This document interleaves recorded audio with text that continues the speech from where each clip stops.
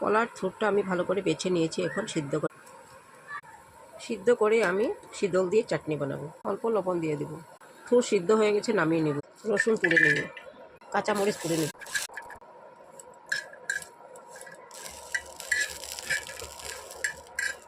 রসুন মরিচ পুরা হয়ে গেছে, নামিয়ে নেব।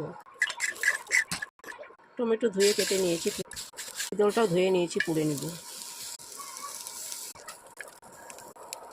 টমেটো পুরা হয়ে গেছে, নামিয়ে নেব।